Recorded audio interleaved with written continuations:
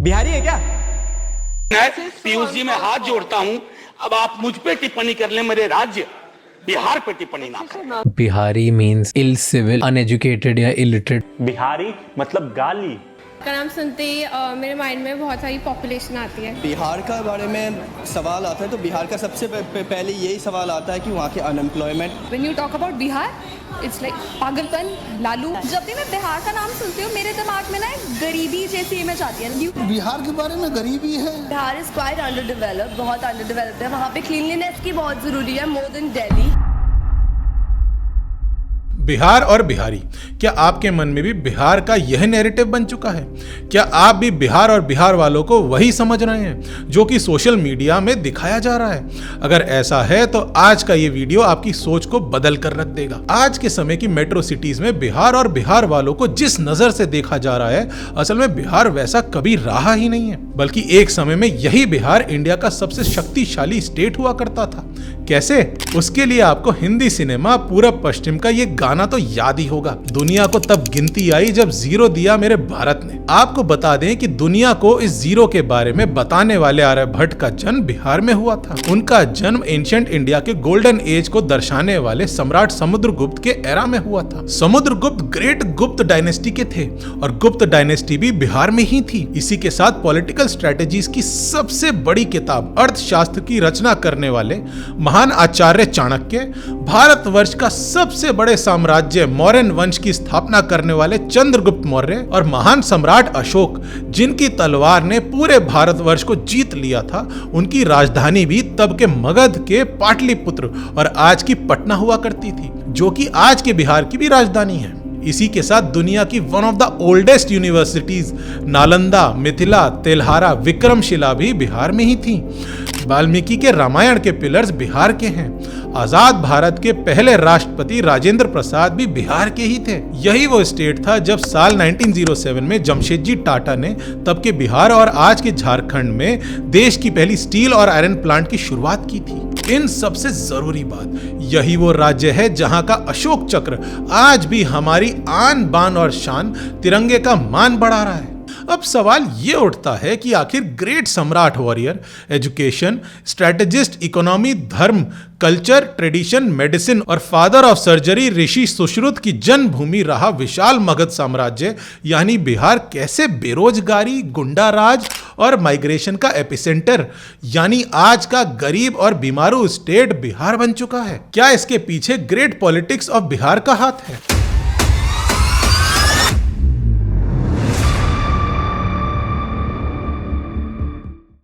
आज निकपीडिया original presents दास्तान बिहार के कल और आज की। चलिए इस दास्तान की शुरुआत करते हैं। हमेशा से एंशिएंट इंडियन हिस्ट्री का इंपॉर्टेंट सेंटर बिहार रहा है। इसकी सबसे बड़ी वजह यह रही है कि बिहार उस ग्रेट मगध एम्पायर के पॉलिटिकल सेंटर में था जो करीब 1200 सालों तक इंडियन सब कॉन्टिनेंट का सबसे शक्तिशाली एम्पायर था। इसी एम्पायर ने भारतवर्ष को हर्यंक वंश की स्थापना करने वाले बिंबिसार, अजातशत्रु, महात्मा बुद्ध, आचार्य चाणक्य, मौर्य वंश के चक्रवर्ती सम्राट चंद्रगुप्त मौर्य, महान सम्राट अशोक और गुप्त वंश के समुद्रगुप्त और विक्रमादित्य जैसे सम्राट दिए हैं। अगर हम इंडिया के 3rd और 4th सेंचुरी की बात करें तो उस समय बिहार यानी तब के मगध में गुप्त वंश का राज था। गुप्त वंश ने मगध यानी बिहार के ऊपर सबसे ज्यादा करीब 250 से 300 सालों तक राज किया था और उसी समय को इंडिया का गोल्डन एरा भी कहा जाता है, क्योंकि तब इंडिया में numerology, astronomy, philosophy, science, culture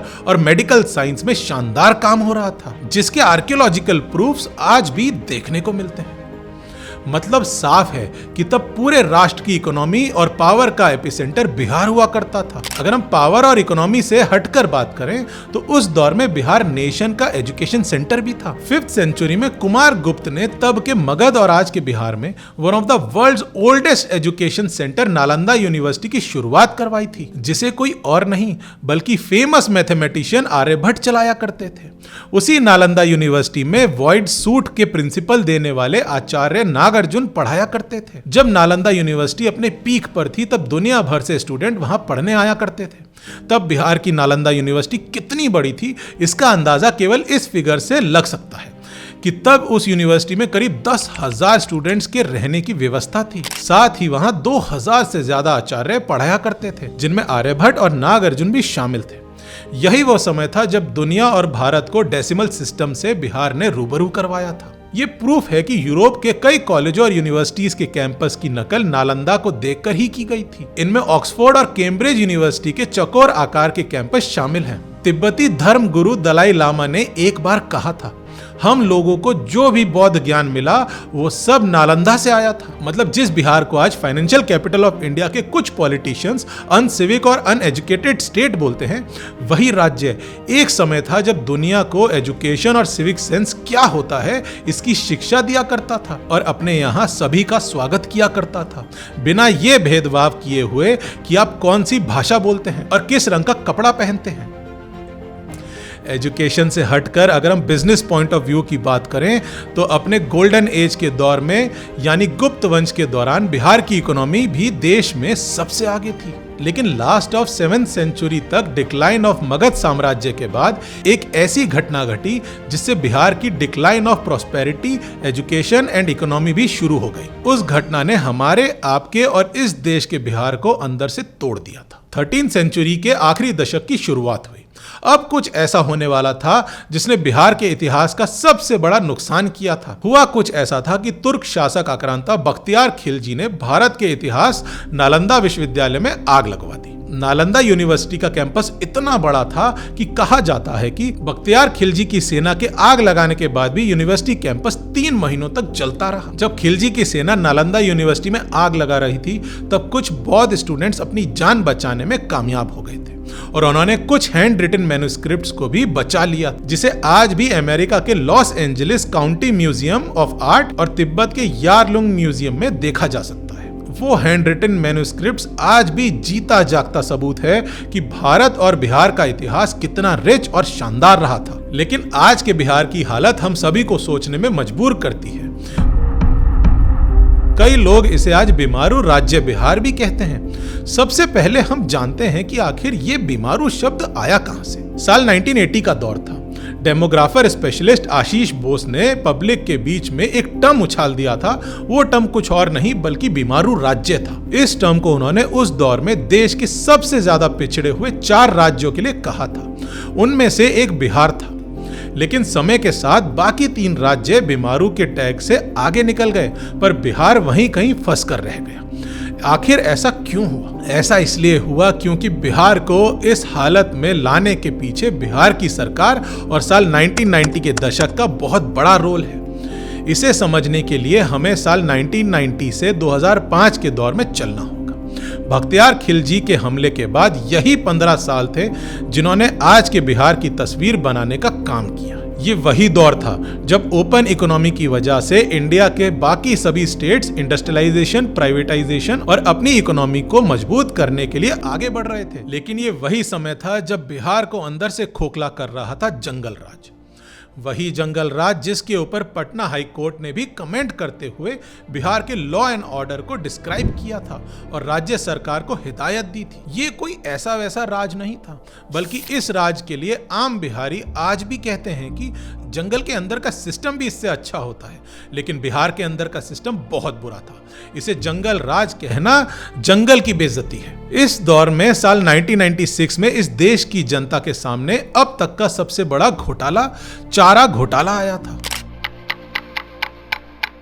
अब ये जवाब तो किसी से छिपा नहीं है कि आखिर तब के बिहार में जंगल राज के लिए कौन जिम्मेदार था।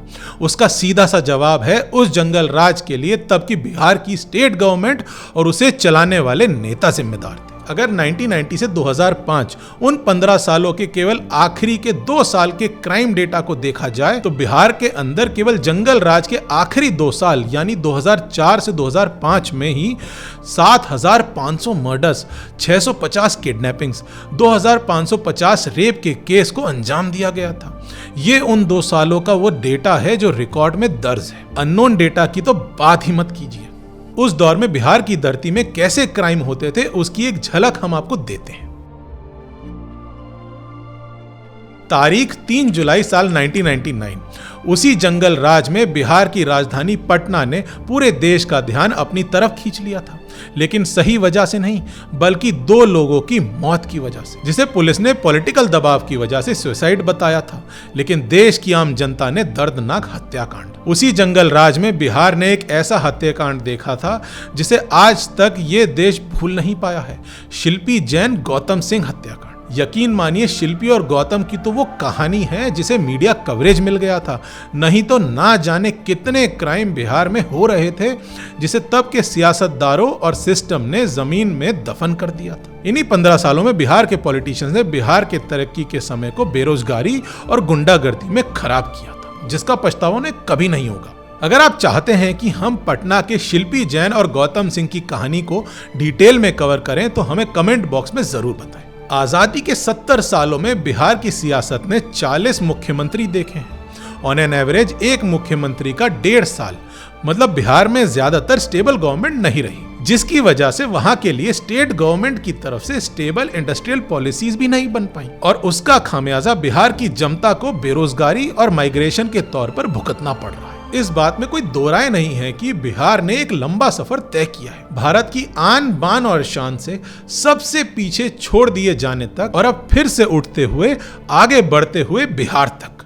लड़ाई अभी बाकी है, लेकिन बिहार के लोगों ने साबित कर दिया, जहां भी जाओ गर्व से कहो, भारत का गौरवशाली इतिहास बिहार हमारे अंदर है। ऐसी ही रिसर्च बेस्ड रिपोर्ट्स के लिए सब्सक्राइब करिए निकपीडिया। जय हिंदुस्तान, जय भारत।